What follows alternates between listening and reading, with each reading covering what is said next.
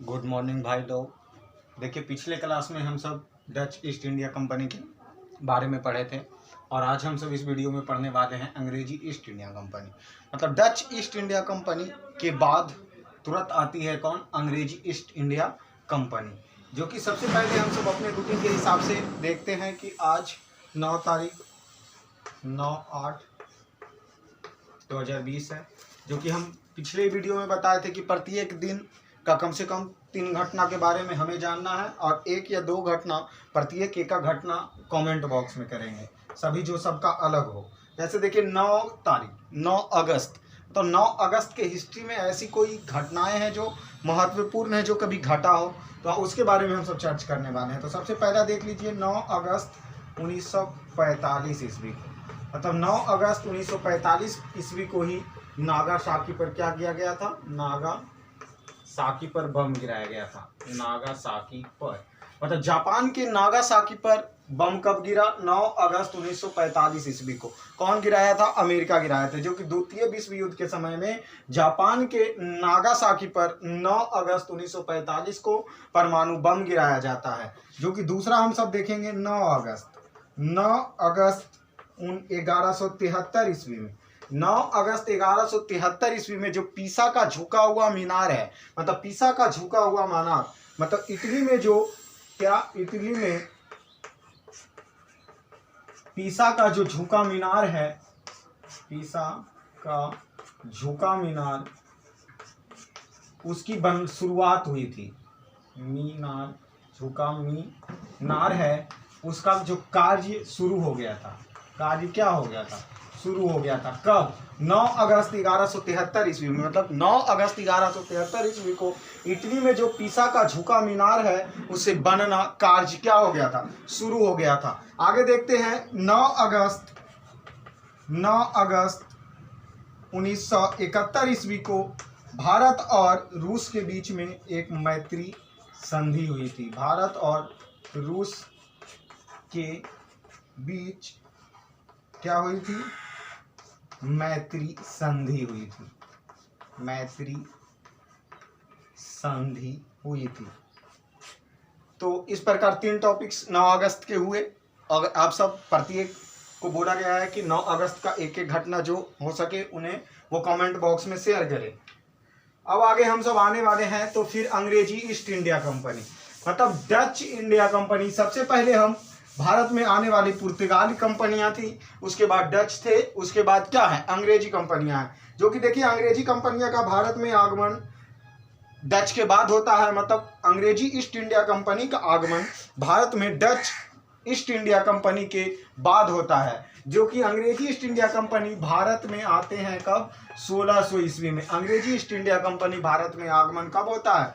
1600 ईस्वी में। आपसे क्वेश्चन इस प्रकार पूछे जाएंगे कि अंग्रेजी Dutch east India company Bharat में कब आया? तो अंग्रेजी Dutch east India company Bharat में 1600 ईस्वी में आते हैं। किसके बाद आया? मतलब डच के बाद कौन आए? अंग्रेजी कंपनियां आती है। देखिए सभी कंपनियां आई थी व्यापार के उद्देश्य से। क्या? व्यापार के उद्देश्य से। क्या? मसालों का व्यापार करेंगे। मसालों का व्यापार। सबसे पहले पुर्तगाल आए थे तो शांति व्यापार करने के रूप में आए थे, बट डच आते हैं तो उसमें क्या बताए थे कि डच आए थे मसालों का भी व्यापार करने के लिए और वस्त्र का भी व्यापार। सबसे पहले शुरुआत किसने किया? तो डच कंपनियां ही ने किए थे। लेकिन अंग्रेजी ईस्ट इंडिया जो कंपनी है वो व्यापार होते रहते हैं पहले से भारत में, मतलब व्यापार के एक हिस्से पे नियंत्रण करने का इनका उद्देश्य क्या रहता है? अंग्रेजी जो कंपनियां आती हैं उसका उद्देश्य रहता है कि व्यापार के एक हिस्से, जो व्यापार के एक हिस्से हैं, उनका नियंत्रण कौन करे? उनका नियंत्रण करना इनका उद्देश्य ही रहता है कि व्यापार के एक हिस्से का नियंत्रण हम करें। मतलब कौन? अंग्रेजी ईस्ट इंडिया कंपनी के द्वारा किया जाए। अभी देखिए अंग्रेजी ईस्ट इंडिया कंपनी जो कि 1600 ईस्वी में भारत आए, बट डायरेक्ट तो नहीं चले आए होंगे। इनसे पहले वो अंग्रेजी, जैसे कि लंदन से अगर आए तो लंदन से आए तो वहाँ एक योजना बना होगा कि नहीं भारत के साथ हमें क्या करना है? व्यापार करना है, जो कि बताया भी जा चुका है आपको, व्यापार के एक हिस्से पे नियंत्रण करना है। इसीलिए 1600 से पहले ही 1559 ईस्वी में ही, कब? 1559 ईस्वी में ही, मतलब वहाँ के जो लॉर्ड मेयर की अध्यक्षता में 1559 ईस्वी में लंदन में, कहा जी, लंदन में लॉर्ड मेयर की अध्यक्षता में एक बैठक होती है। क्या होती है? एक सभा का आयोजन होता है और उसी सभा के आयोजन में एक कंपनी का गठन होता है। क्या होता है? कंपनी का गठन, कंपनी का गठन होता है, कंपनी का गठन होता है। कब? 1559 ईस्वी में। कहाँ? लंदन में ही। किनकी अध्यक्षता में? लॉर्ड मेयर की अध्यक्षता।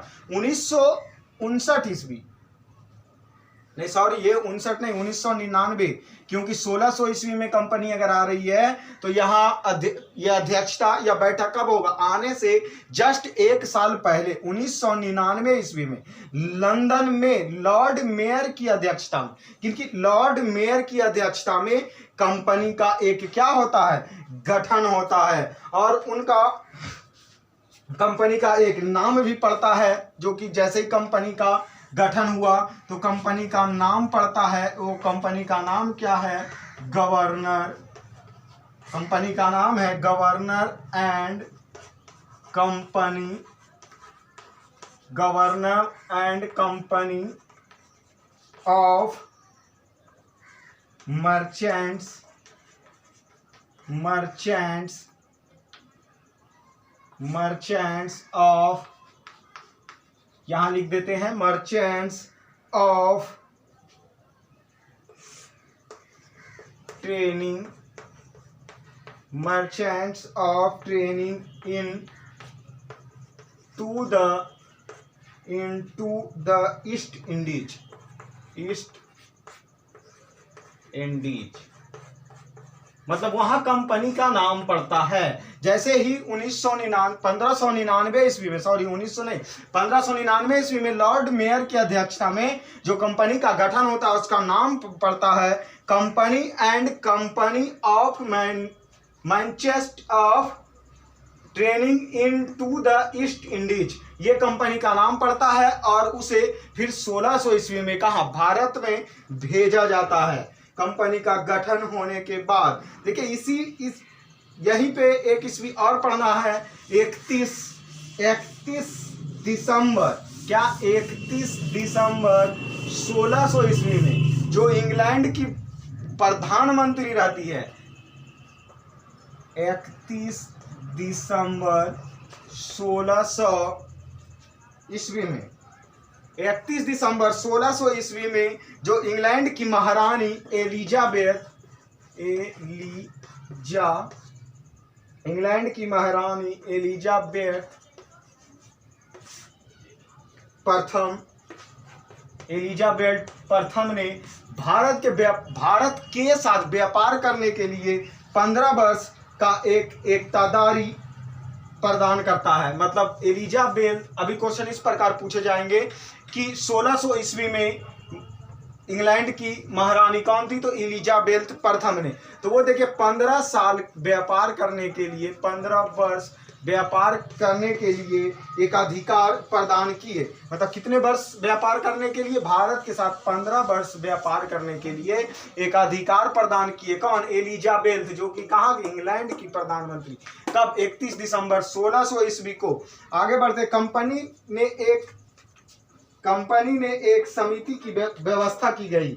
यहीं पे कंपनी के लिए, मतलब जैसे कंपनी अब भारत जाएगा, 59 में एक लॉर्ड मेयर के अध्यक्षता में कंपनी का नाम पड़ा, बट अब कंपनी अगर भारत जाएंगे इनके लिए एक समिति बनाई जाती है। क्या बनाई जाती है? समिति का गठन किया जाता है। कंपनी के लिए एक समिति बनाए जाते हैं। उस समिति में एक निर्देशक, फिर एक रहता है उप निर्देशक, एक निर्देशक, दूसरा उप निर्देशक और 24 को अन्य सदस्य चुना जाता है।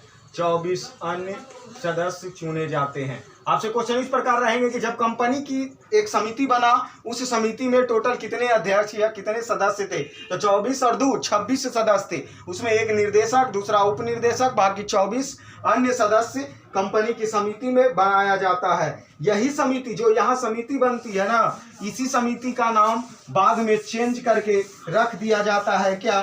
Court of directory. क्या रखा जाता है? इसी जो ये समिति यहाँ बना, इसी समिति का नाम बदल दिया जाता है बाद में नाम बदलकर या जाना जाता है, आप कह सकते हैं कि बाद में जाना जाता है, जो कि किस नाम से जाना जाता है, कोर्ट ऑफ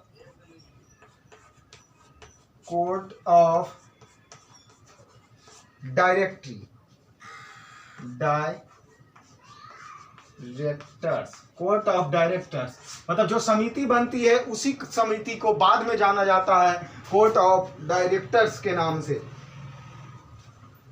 आगे बढ़ते हैं। अब देखिए क्या होता है, शुरू में लगभग 217, जैसे कंपनी एक समिति, वहां पे जो सभा बैठा था उसमें लगभग 217 कितने 217 साझेदारी थे। कितने थे? 217 साझेदारी थे, और उसमें एक गवर्नर को चुना गया था जिनका नाम था थॉमस स्मिथ।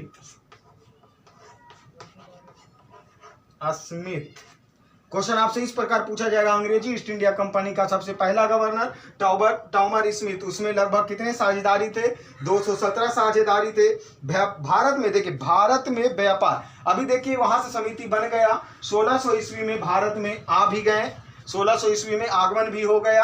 अब आगमन होने के बाद इन्हें कहीं तो कोठी की व्यवस्था की जाएगी, मतलब रहने के लिए कहीं तो मुख्यालय बनाया जाएगा, जो कि बोला जाता है कि अंग्रेजी ईस्ट इंडिया कंपनी सबसे पहले अपना कोठी की स्थापना करने का प्रयास 1608 ईस्वी में ही करता है। कब करता है? 1608 ईस्वी में ही करते हैं, मतलब पहला कोठी की स्थापना का प्रयास, कोठी की स्थापना का प्रयास करते हैं 1608 ईस्वी में ही, लेकिन यहाँ पे इनका कोठी की स्थापना हो नहीं पाता है। उसके बाद हम सब आगे देखिएगा कि यही 1608 ईस्वी में कैप्टन हॉकिंस, कौन? कैप्टन हॉकिंस, 1608 ईस्वी में ही कैप्टन हॉकिंस है, जो कि के नेतृत्व में एक व्यक्ति, मतलब कैप्टन हॉकिंस के नेतृत्व में हेक्टर नामक, कौन सा? हेक्टर नामक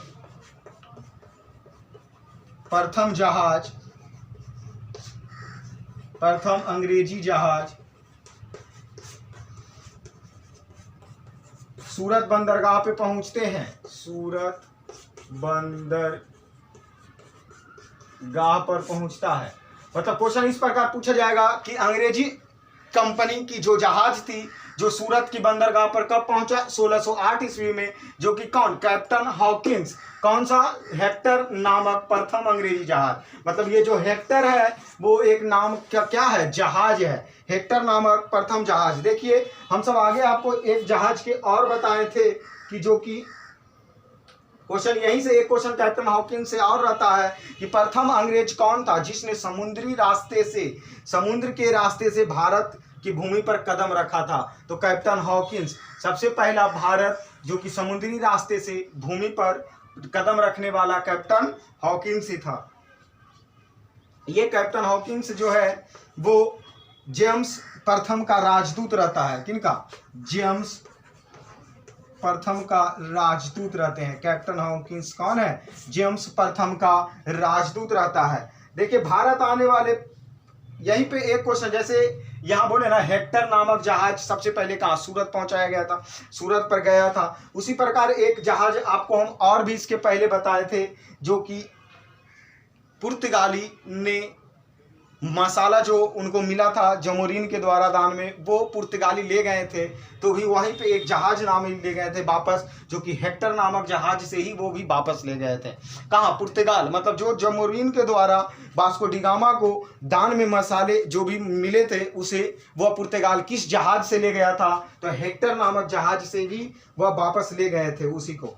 अभी देखिए 1608 ईस्वी में तो सूरत के बंदरगाह पर पहुंचे, बट सूरत 1608 ईस्वी में ही इन्होंने पहला कोठी सूरत में स्थापित करने का प्रयास किया, लेकिन होता नहीं है। देखते हैं आगे क्या होता, कब इनका होता है। 1609 ईस्वी में, 1609 ईस्वी में अभी सूरत, तो देखिए सूरत पे दिल्ली सल्तनत का राज चल रहा था। उधर का उत्तरी भारत में अभी किनका विस्तार है? तो दिल्ली सल्तनत। तो 1600 के में मुगल वंश का काल चल रहा था। किसमें? मुगल वंश का। उस समय मुगल वंश के कौन रहते हैं गद्दी पर बैठे हुए? जहांगीर। मुगल वंश के राजगद्दी पे कौन बैठे रहते हैं? जहांगीर। देखिए 1609 ईस्वी में कैप्टन हॉकिंस ने मुगल जो मुगल बादशाह जहांगीर है, उनसे 1609 ईस्वी में जहांगीर से मिलने जाते हैं कि किस लिए, कि ताकि हमें एक कोठी की स्थापना के लिए जगह कुछ सूरत में दिया जाए, जिससे हम अपना कोठी की स्थापना करें और व्यापार करें। तो क्वेश्चन इस प्रकार पूछा जाएगा कि कौन अंग्रेज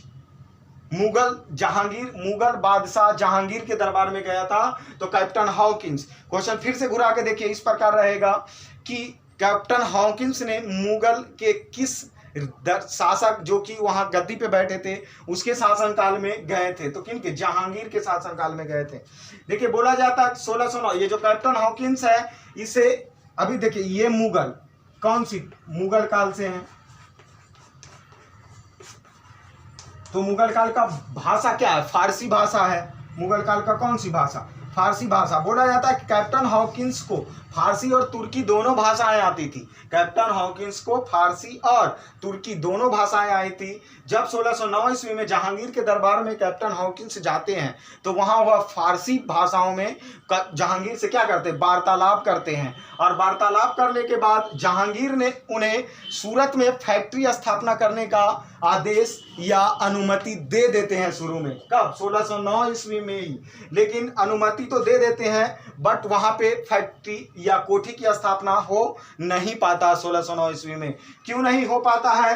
क्योंकि वहां के जो पुर्तगाली हैं वो शत्रुपूर्ण कारनामे के कारण, मतलब पुर्तगाली के शत्रुपूर्ण कारनामे के कारण, जो कि अनुमति जहांगीर ने कैप्टन हॉकिंस को दिया था कि आप जाइए और सूरत में अपना फैक्ट्री की स्थापना कर सकते हैं, लेकिन पुर्तगाली शत्रुता के कारण, मतलब शत्रुतापूर्ण, मतलब पूरे शत्रुता के कारण यह 1608 ईस्वी में वहां सूरत में कोठी की स्थापना 1609 जो मिलने गए हैं इसके बाद नहीं हो पाता है। अब देखते हैं कि अंग्रेज का जो फैक्ट्री या कोठी है वो भारत में किस तरीके से स्थापना करती है। तो आगे हम सब बढ़िए, उसके बाद देखेंगे कि फिर कैप्टन हॉकिंस, लेकिन यहाँ पे हम क्या बोले कि जहांगीर ने तो उन्हें अनुमति दे दिया, लेकिन पुर्तगाली की वजह से यह कोठी की स्थापना नहीं कर पाते हैं। लेकिन यही जहांगीर कैप्टन हॉकिंस को एक उपाधि देते हैं। कौन सी उपाधि?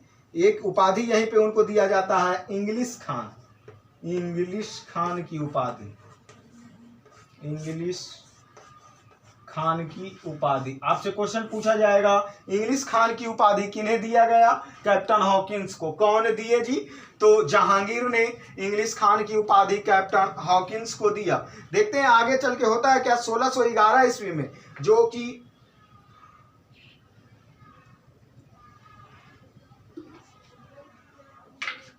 1611 ईस्वी में कैप्टन मिडल्टन आते हैं। देखिए होगा क्या है अब जैसे कि अनुमति तो इन्हें मिल गया, बट लेकिन पुर्तगाली की वजह से वह सूरत में फैक्ट्री की स्थापना नहीं कर पाए। तो होगा क्या है, अब 1611 ईस्वी में पुर्तगाली से एक युद्ध लड़ा जाएगा। 1611 ईस्वी में पुर्तगाली को पराजित किया जाएगा।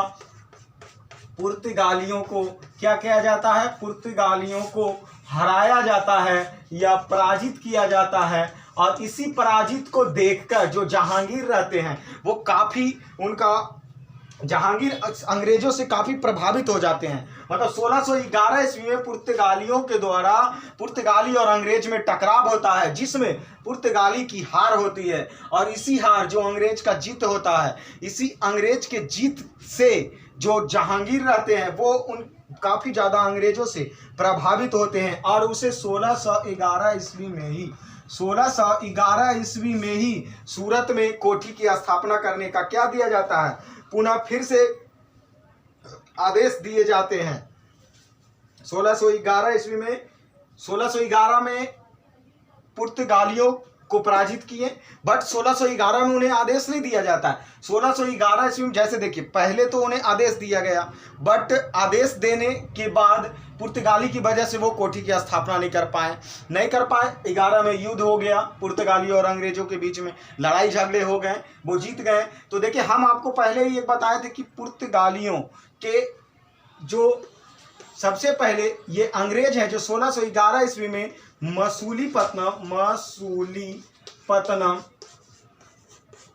मसूलीपट्टनम में अपना एक कोठी की स्थापना सबसे पहले करती है। कोठी की स्थापना करती है। कब? 1611 ईस्वी में। अब देखिए जहांगीर क्या करते हैं, जैसे ये मसूलीपट्टनम किस राज्य में पड़ रहा है? आंध्र प्रदेश में पड़ रहा। आंध्र प्रदेश भारत के किस, तो ये पूर्वी दक्षिणी में पड़ते हैं।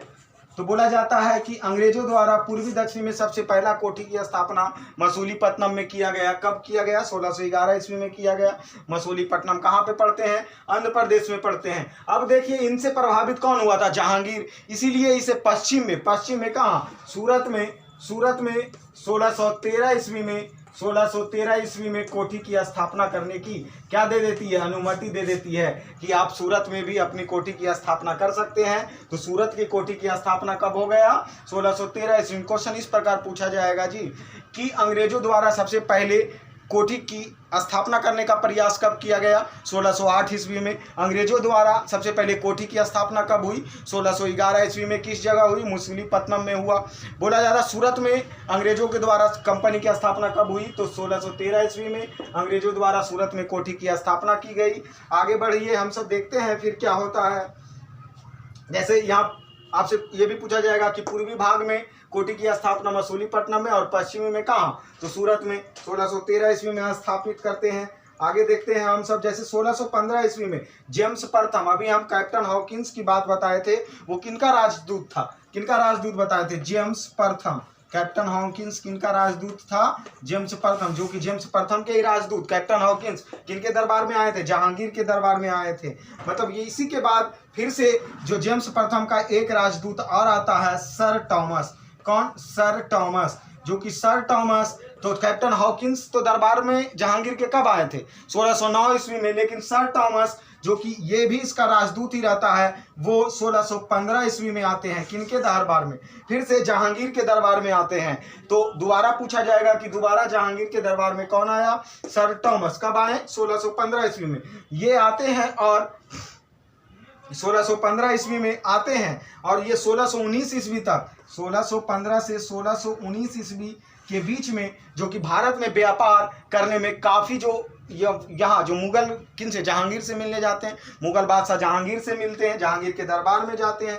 वहाँ पे जाने के बाद व्यापार करने में काफ़ी छूट, मतलब इनको काफ़ी छूट दिया जाता है। कौन देते हैं? जहांगीर के द्वारा दिया जाता है। देखिए अभी हम सब यहाँ पहली फैक्ट्री 1611 ईस्वी में, ये तो हो गया कि दूसरा सर टॉमस आते हैं 1615 से 19 के बीच में। जेम्स प्रथम का राजदूत रहता, अंग्रेज के किनके? मुगल बादशाह के दरबार, जहांगीर के दरबार में आते हैं और आने के बाद यह व्यापार में क्या दिया जाता है? छूट दिया जाता है। लेकिन यही छूट तो दिया जाएगा इसे उत्तरी भारत में ना, लेकिन ये मसूलीपट्टनम आंध्र प्रदेश में पड़ रहे हैं। यहाँ पे दिक्कत होने लगता है व्यापार करने में। किनको? अंग्रेजों को मसूलीपट्टनम में व्यापार करने में दिक्कत क्या होता है, जो देखते हैं। मतलब जो भी मसूलीपट्टनम के स्थानीय लोग रहते हैं, स्थानीय वहाँ का जो लोग रहता है, वो उनसे रुपये पैसे मांगने लगते हैं। व्यापार करने के बदले में क्या चाहिए? उनके रुपये चाहिए, जो कि बार बार रुपये का मांग करने लग जाते हैं, जिससे अंग्रेज लोग काफ़ी परेशान हो जाते हैं। और वह मसूलीपट्टनम की जगह को चेंज करके, मसूलीपट्टनम को जगह को 1629 ईस्वी में, कब? 1629 ईस्वी में एक जगह पर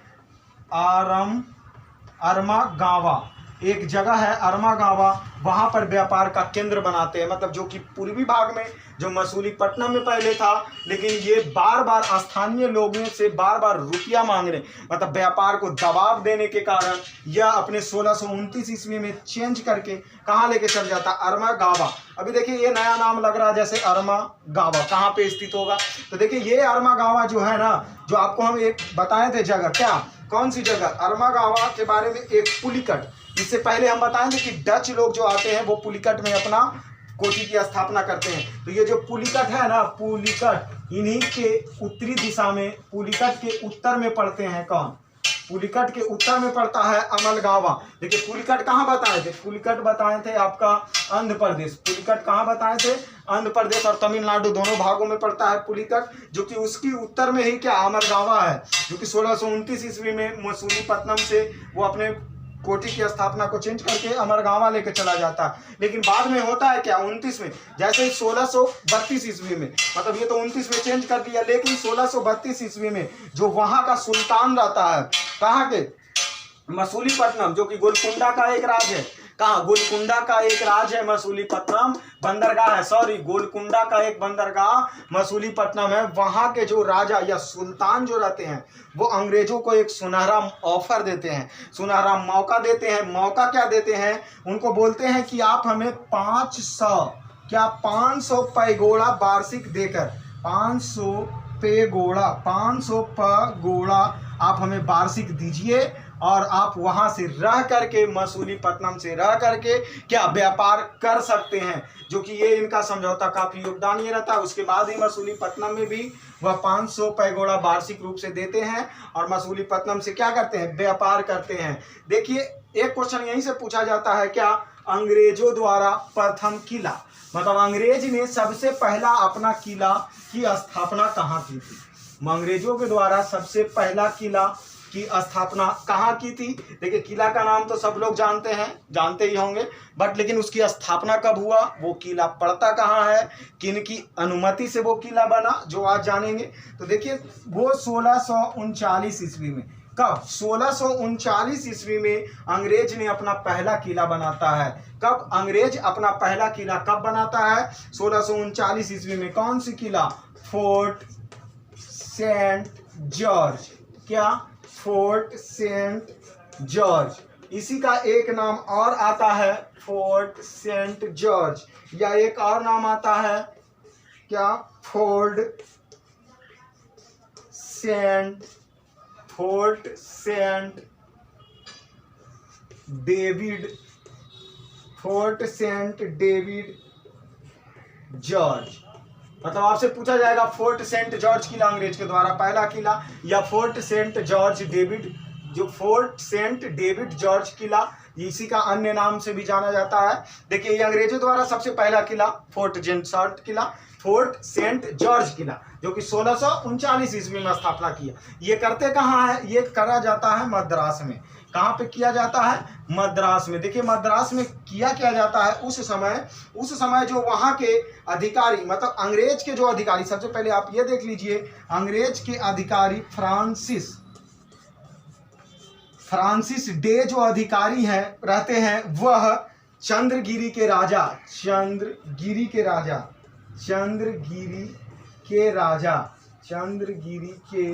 राजा से जो वहाँ का, जब मद्रास को पट्टे पर लेते हैं, मतलब जो जगह ये मद्रास है इसे पट्टे पर लिया जाता है और इसी को पट्टे पर लेकर उसके घेराबंदी कराकर एक किला बनाया जाता है। तो देखिए क्वेश्चन देखिए कि मद्रास के जो जगह है वो किन से लिए थे? चंद्रगिरी के राजा से। कौन लिया था? Francis day. कैसे लिए थे? पट्टे पर लिए थे। और उसके बाद उसे 1639 में ही वो क्या करते हैं? सेंट जॉर्ज एक किला का निर्माण करते हैं। आगे बढ़ते हैं हम सब, जैसे 1639 तक पहुंच गए हैं, बट 1651 ईस्वी में यह हुगली में, अंग्रेज है जो हुगली में अपना व्यापार की एक कोठी स्थापित करती है। तो हुगली में व्यापार की कोठी कब किया? 1651 ईस्वी में। देखिए 1661 ईस्वी में होता है क्या? 1661 ईस्वी में देख लेते हैं पहले इतना। 1661 ईस्वी में जो इंग्लैंड का एक राजा इंग्लैंड के राजा चांसलर द्वितीय, 1661 ईस्वी में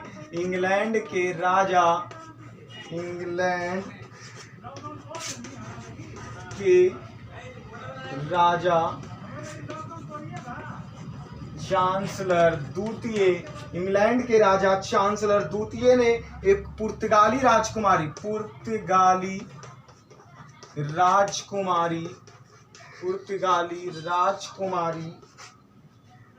कैथरीन, मतलब राजकुमारी कैथरीन से क्या कर लेता? विवाह होता है, जो कि उसे दहेज के रूप में, मतलब किनको? चांसलर द्वितीय को दहेज के रूप में, जो बंबई का बंदरगाह रहता है, बंबई द्वीप रहते हैं, उसे दहेज मिलता है। बंबई द्वीप क्या दहेज में मिलता है? किनको? चांसलर द्वितीय को। कौन देता है? पुर्तगाल लोग ने, जो अपनी राजकुमारी कैथरीन की शादी चांसलर द्वितीय से करते हैं 1661 ईस्वी में। उसी में बंबई द्वीप उसे दहेज में दिया जाता है। और बाद में ये चांसलर द्वितीय करते क्या है? 1668 ईस्वी में चांसलर जो द्वितीय है वह ये द्वीप को व्यापार करने के लिए 10 पाउंड्स में किराए पर दे देते हैं। 10 पाउंड्स के किराए पर व्यापार करने के लिए अंग्रेजी कंपनियां के हाथों में दे देते हैं। कितने पाउंड्स में? 10 पाउंड्स में। कौन? चांसलर द्वितीय ने 10 पाउंड्स में ये जो बम्बई द्वीप है वो अंग्रेजी कंपनियों को हाथों में व्यापार करने के उद्देश्य से दे देते हैं। आगे बढ़ते हैं हम सब। देखिए यहीं पे होता है क्या, फिर 1600 अभी मुंबई द्वीप या मुंबई बंदरगाह फिर किन के हाथों में हो गया? अंग्रेज के हाथों में। देखिए जो उधर हम सब बोले थे कि सूरत में कब स्थापना की थी? 1613 ईस्वी में जो सूरत में फैक्ट्री स्थापना करती है, उन्हें बाद में चेंज करके 1687 ईस्वी में मुख्यालय को सूरत से बदल कर कहाँ लेके चले आते हैं? सूरत से बदल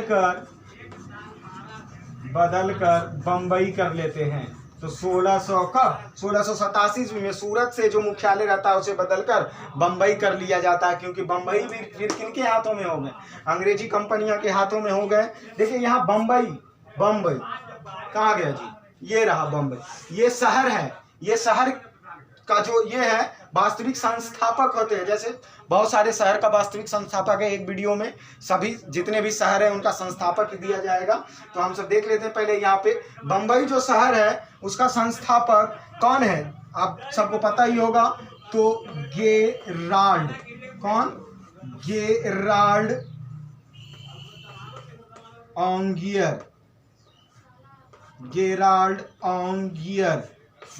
ऑन्गियर जो कि कौन सी शहर की स्थापना की? बम्बई शहर के संस्थापक है, जो कि ये करते कब है? 1669 ईस्वी से 1677 ईस्वी के बीच में। कौन? गेराल्ड एंगियर ने कौन सी शहर की स्थापना की? बम्बई के शहर की स्थापना की। कौन? गेराल्ड